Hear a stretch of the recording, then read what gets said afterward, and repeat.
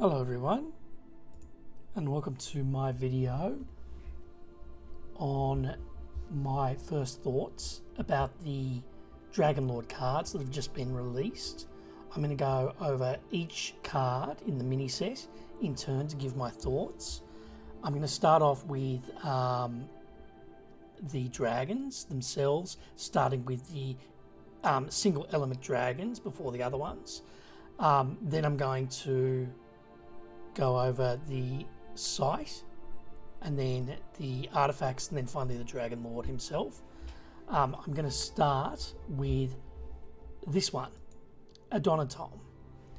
Like the other three dragons that belong to a single element, Adonitom has 7 mana, it costs 7 mana and it has 6 power and has 3 of the threshold they belong to, which in her case is air. I'm going to read the text box and then I'm going to discuss what I think about this card based on what we can observe in the text box. Airborne, movement +1. Whenever Adonitom stops, she may deal 3 damage to another random unit there. So, if she moves to attack a site or moves over a site, wherever it is that she stops, whether she's just moving atop of it or attacking the site, immediately as soon as she's finished moving in there, so before she does the attack, she does this 3 damage to another random unit there. To me, it puts me in mind of a cross between Skirmishers of Mu with the shot that Skirmishers of Mu can shoot during their move, not after they've finished moving, so it is different, and a lightning bolt. Basically, it does like a free lightning bolt wherever you go that to the other units there. This is pretty good. There's no doubts about it. If you're running air, there's a good chance you might be running Kythera Mechanism, which means you can target, or perhaps even Lucky Charm, which means that you can control that random place that damage gets, what gets targeted and hit by that 3 damage at random. It looks, yeah, like an interesting new air card. The extra movement gives you a lot of reach as to where you want to go with your diagonal movement with airborne as well, to simply do the damage where you end up. And also, if you're say swinging at the site with the avatar, the enemy avatar, and only the enemy avatar's there, I mean, it's a 9 damage hit from a 7 mana cost minion. It's pretty good, but she obviously doesn't have charge. She doesn't do anything when you play, or does she? Whenever a tournament stops, I think that perhaps if she counts as stopping where she's summoned as well, that I'd have to look into this. She does the 3 damage hit there as well, which makes her sort of like a weak Ratnus Titan, like a really weak, not as good Ratnus Titan, but that has other perks like Airborne that a Ratnus Titan doesn't have, and the movement +1, etc., and that they keep on doing the ability that they have over and over. However, I'm at the moment as the making of this video uncertain as to whether or not that's being summoned counts as stopping and doing the damage. So I'm going to move to the next one. Out of the element ones, I'm going to go to the water one. Vat Draconis, like all of the single elements dragons, 7 mana cost, 6 power, 3 of their threshold they belong to, in this case water. The game text box reads, submerge. At the end of your turn, you may submerge your minions and artifacts here. So, for water, once again, this is a little bit typical of water, I think that this one would be really good in a mono water deck. So if you're running a wave shape or an avatar of water that's mono water, this will be good, I think. You can use it to threaten from the subsurface if they don't have an answer to getting at you from the subsurface. There's a lot you can do. You can even like get them to shift artifacts out of the way. They've got like a monument. They can't do that, and you can go and submerge it, and you can be played submerged in your own water site, move forward and then swing up. If you get submerged from Wrath of the Sea or some other source, on your own water sites, you don't die, and then you can go to their water site. If you're a wave shaper or an avatar of water, which is the one that you'd want to be playing with a mono water deck, some people do run Seers mono water, but you can always sort of make sure that you've got one of their sites at least flooded. for doing that. So it's really, this dragon is very typical of water minions, and it'll be good in certain water minions. Sorry, not all of them, but some water minions, and it'll be quite good. I think, in a mono water deck. Oh, if they're on your sites as well, for example, you can play it submerged beneath them and immediately submerge them to kill them. So you can use it as another form of control, removal, for enemies, minions, or enemies with artifacts on your water sites. Yes, alright. That's all I have to say about Vat Draconis. Let's move to the next one, which is going to be Ignis Rex. Ignis Rex was shown earlier, like it was spoiled. It was one that was not going to surprise people as much when it was brought out. Again, it's 7 mana, again it's 6 power. It's the 3 threshold of its threshold, which in its case is fire. I'm going to read its text box and then we're going to discuss it. Airborne, immune to fire damage. Once on your turn, discard a fire card. Deal 3 damage to units at target adjacent location. This one would be good in a Flamecaller deck. I'm not so sure about Avatar of Fire, but in truth I don't see Avatar of Fire being played very much, or play Avatar of Fire myself. This one will be good in a deck that's running, maybe running like the Ancient Dragons and the Colloquy Dragons, that's heavily invested into fire. So I'm thinking of like a Flamecaller, like my Flamecaller, if you wanted to use this. That could work well. Immune to fire damage means that, like, if you use your own Poison Nova, you can't kill this with Poison Nova. If you use like major explosions, etc., there's nothing you need to worry about with this being damaged by fire. It's immune to, that means it's immune to Poison Novas, so that's nice because Poison Novas are very popular and not without good reason. So the fact that it's immune to fire damage means it's immune to enemy Poison Novas, which is pretty good. That's the sort of deck I will see it in, more or less a Flamecaller, maybe some other decks, such as Dragonlord, like a Dragonlord deck type that can utilise the synergy of dragons, and this one would be good as well. But perhaps not as much, like especially a Dragonlord deck.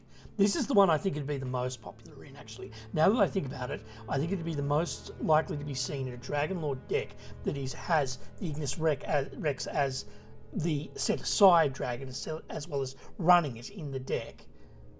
You could then have the Dragonlord himself and this card, if it happens to be in play, out, and both can discard a fire card to deal damage to the enemy. And if you're running fire air, there's another dragon coming up that's a fire air one that I'll point out that could also synergize nicely with that. Like, you could discard, I'll explain that when I get to that one in a moment, and I'll come back to referencing Ignis Rex. But that's the deck that you'll probably see this in the most. And a deck running, like, say, Ancient Dragons as well would be nice. If you've got other sort of cards from this set that synergize with the Ancient Dragons. Those two, a Flamecaller that wants to run this, or a Dragonlord, but we'll see, it's early stages at the moment. I'm going to move to the next one.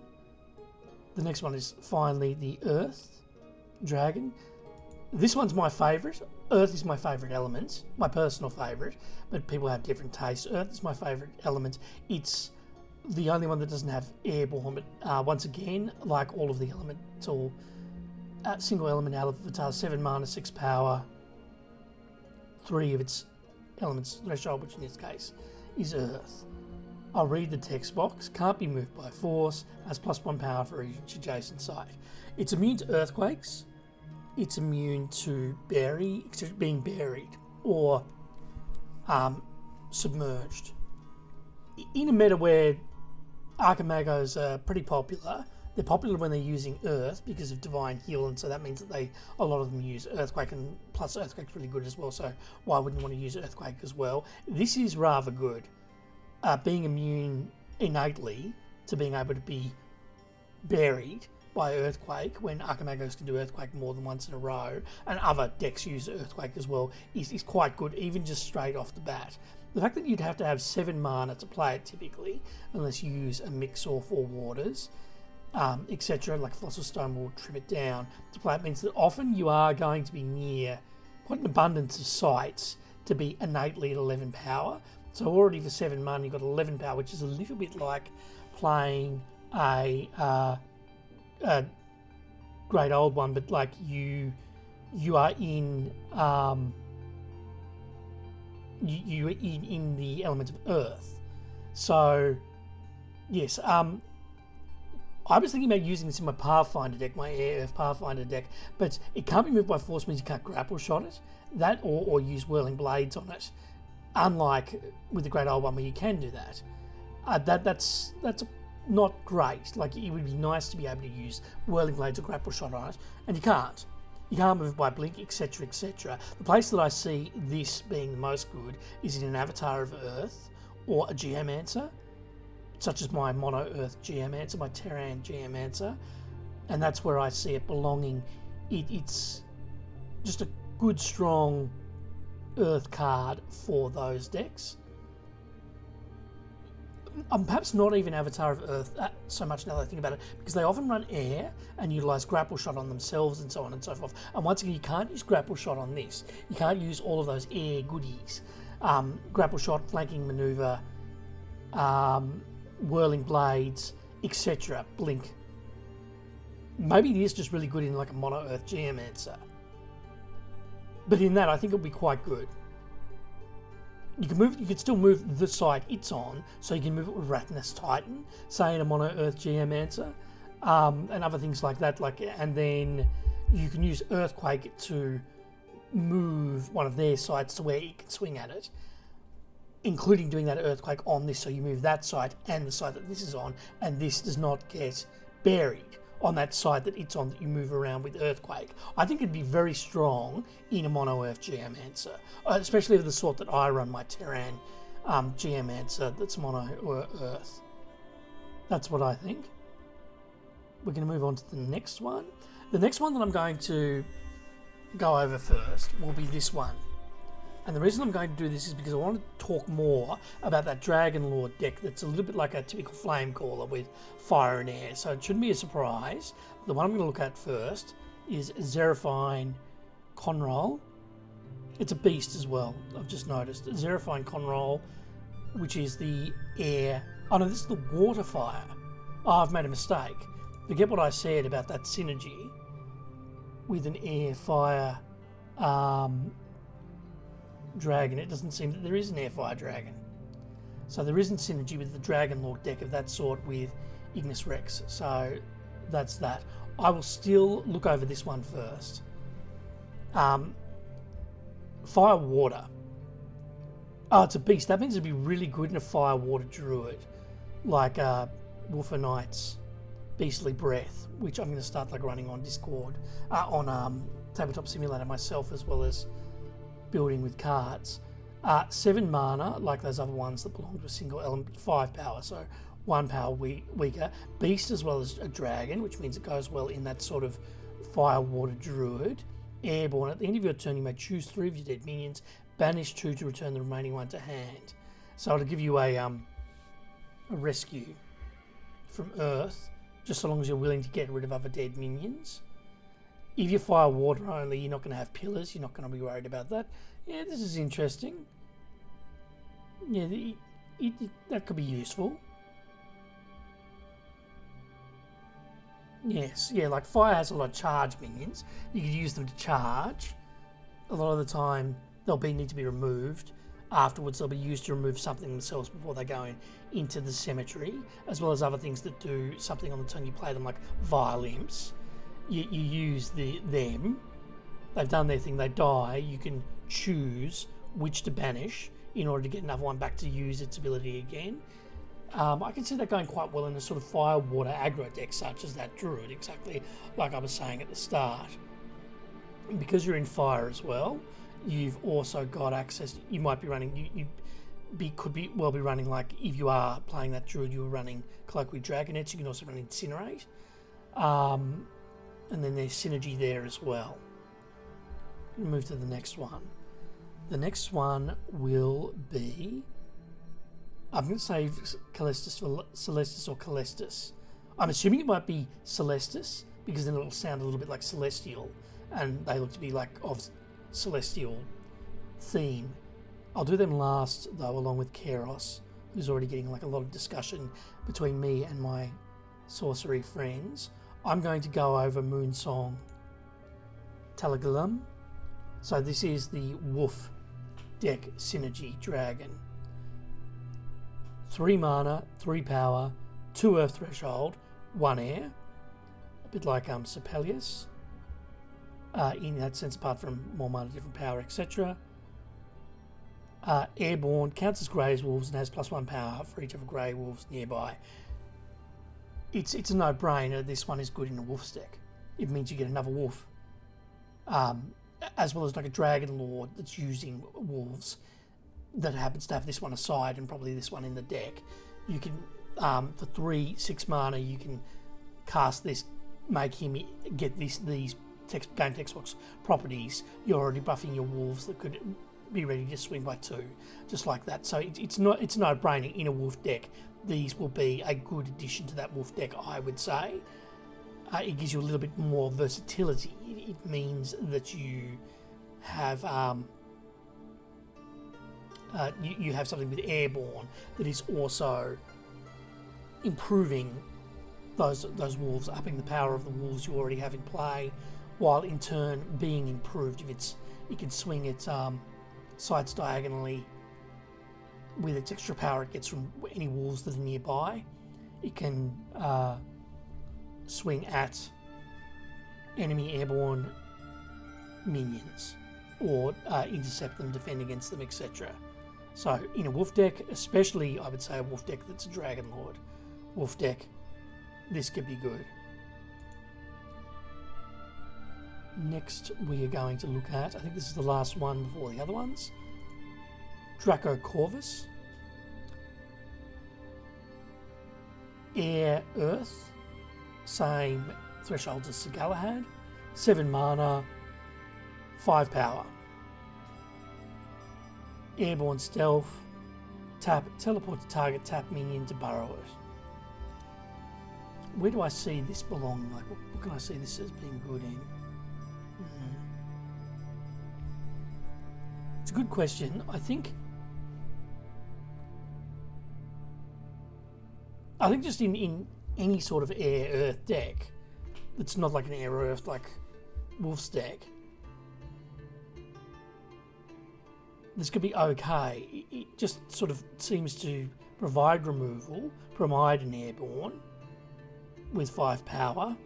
That's also stealth. I like that it has stealth and it can't be targeted straight away, which means you get a chance to, if you're running air, which you have to be to play this, you have access to blink, flanking maneuvers, etc., etc., other movement-based abilities, and that means you can get it somewhere where you can also just tap it to, oh no, it can teleport anyway, so you tap to teleport to tap minion to burrow it. You know, I can see that as being good. You can, like if you have a root spider, say, and root spider is very good in Earth, and it's unburrowed to, oh, that'll disable this straight after, which is annoying, but you can just like sort of teleport to burrow your own Earth minions that you want to burrow after having done something else with them. A lot of different just sort of generic air Earth decks of certain sorts, Druids, Pathfinders, whatever else this could be good in, I think. It looks pretty good. Like, I think it's just quite good in general. Like the fact that it has stealth, can't be targeted when you play it unless they have a way of getting rid of the stealth or targeting it despite the fact that it has stealth, to me is quite good. Makes it quite good. Next I'm going to talk about these other 2 dragons. One of them, before we talk about the artifacts, the site, and then the Dragonlord. I'm going to start with Kairos the Archivist. Kairos the Archivist is very strange, is the best way I can put it. It's an artifact, no threshold. Kairos, he's an artifact, no threshold. He's a dragon and an automaton. This is the first time I think there's ever been a hybridization between a automaton and another minion type. I think it's the first time that I can think of that there's a artifact that has a minion type that's not just an automaton, unless you count gargoyles from Earth when they temporarily turn into an artifact. I'm going to read his text box and then we're going to discuss this text box. Genesis, archive the state of the realm. Deathrite, return all archive cards to their recorded state, then banish Keros. This is a big, different, game-changing card. It shouldn't come as a surprise that there's actually already 14 FAQ entries with answers about this card. Is it good? I think it could be good in a dragon deck. I think it could be good in a deck where you record a board where you have like a lot of minions that you're about to swing with, like so a deck that's running fire that has a lot of charge minions and other things like that. However, the honest truth is I have no idea at the moment. It is such a strange game-changing card that it will be very interesting to see how it develops and what it ends up being good in the long run. Recording the archive state of the realm is a lot of information you have to remember. It's very, very different. So we'll see. I've heard that cards like this in other trading cards games, such as Magic the Gathering, that they tend to get banned from tournaments. It's not a dexterity card like Chaos Twister, but apparently cards like this in other trading card games that cause an awful lot of hassle for what you've got to do with your gameplay tend to get banned apparently from tournaments for those trading card games. So I wouldn't get too excited about it yet if you're really hoping that you'd come up with some epic recipe for a competitive deck that you were hoping to take to a tournament. But who knows, they might not do that because there's no dexterity to it. I mean, the art state of the realm, the way the realm is then and there on the board, archived, is what it is, and that's it. You can't play this with Roots of Yggdrasil.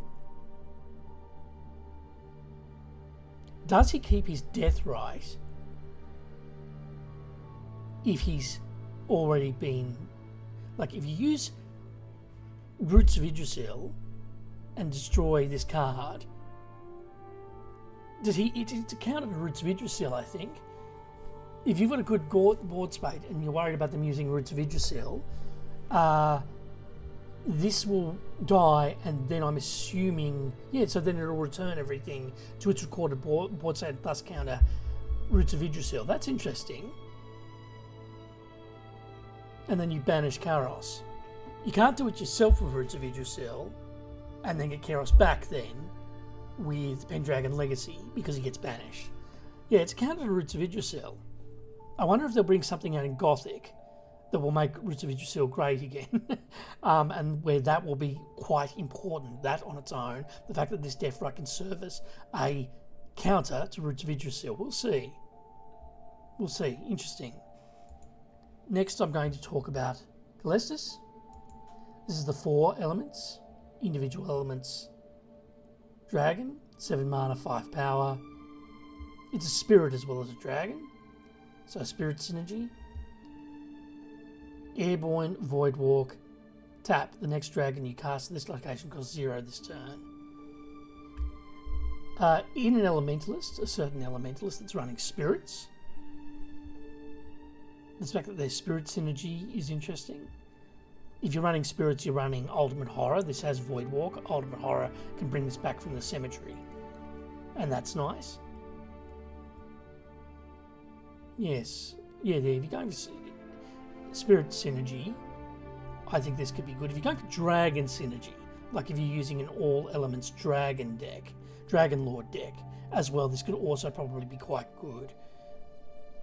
You might not necessarily need it in your deck, but then why wouldn't you? Like, I think it'd probably be okay to have it and have it as your set aside one to allow the Dragonlord to cast dragons to its location for 0.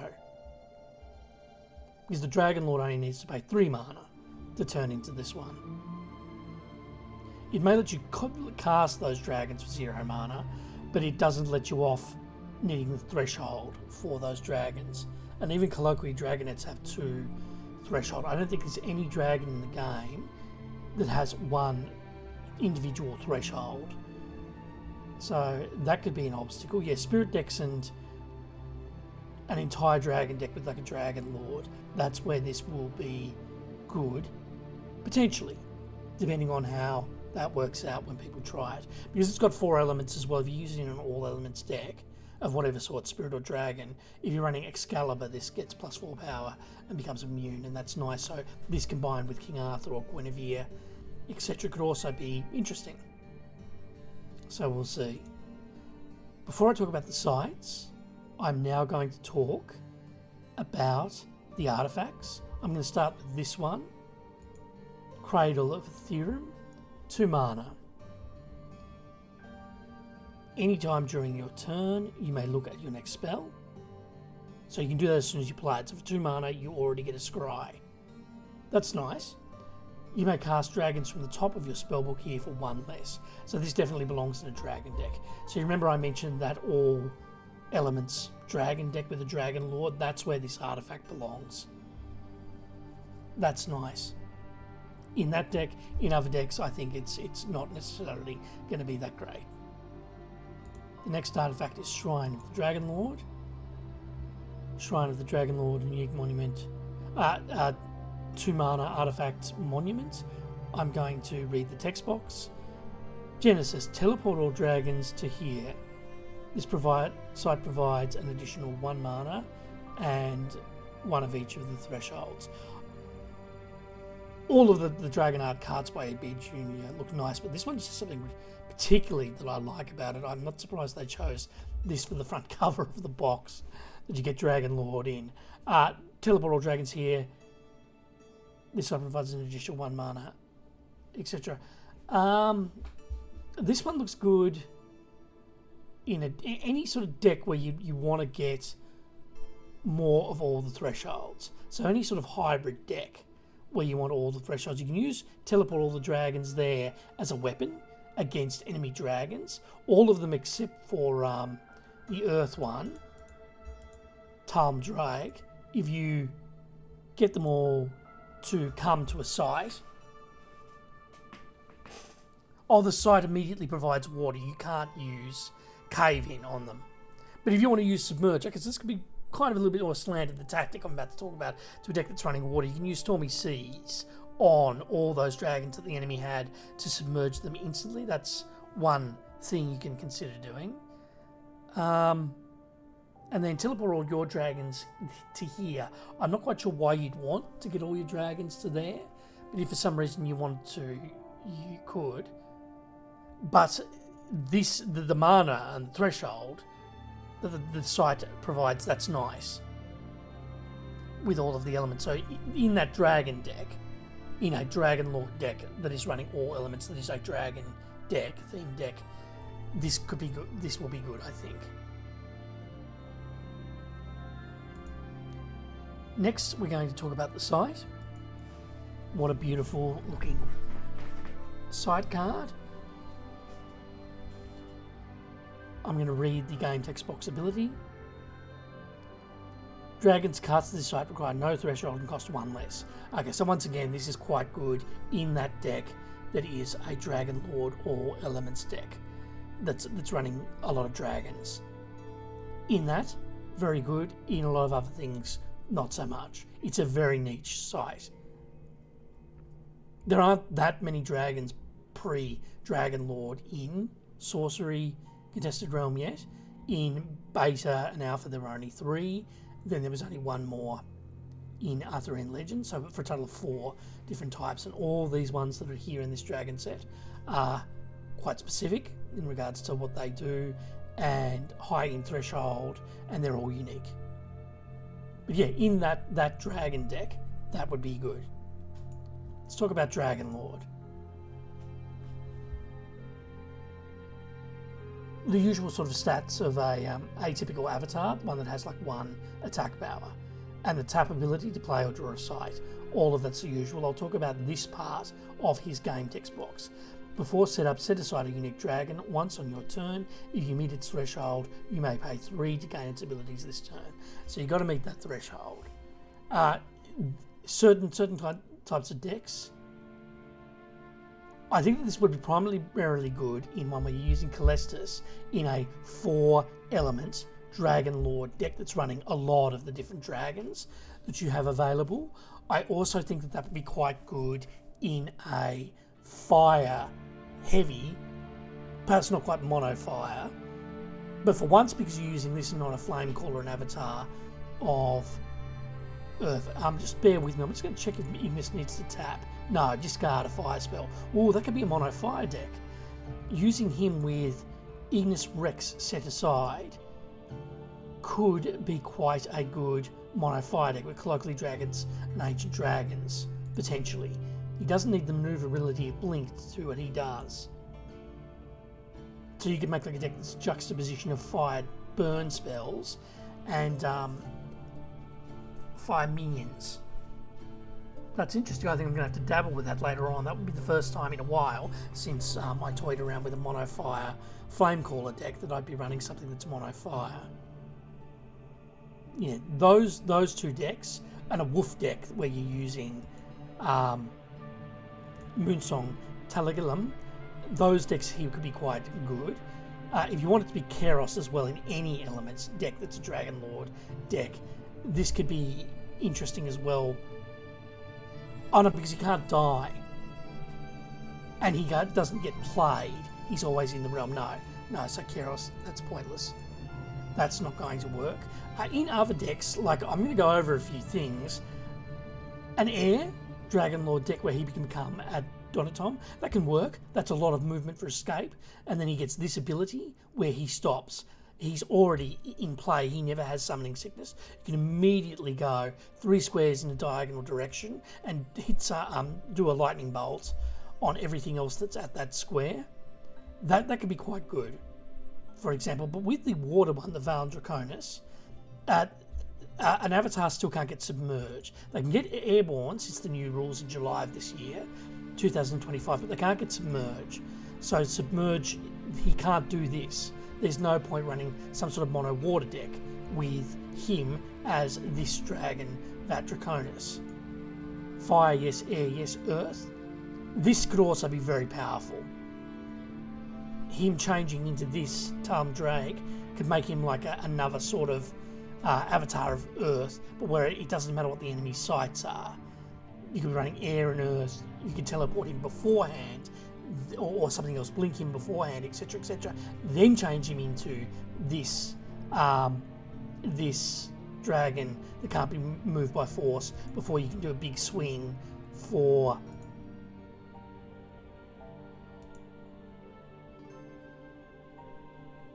you don't get his innate power though, so the Dragonlord's only power 1, so he can only go up to 6 power from 5 adjacent sites. 6 power is nothing to be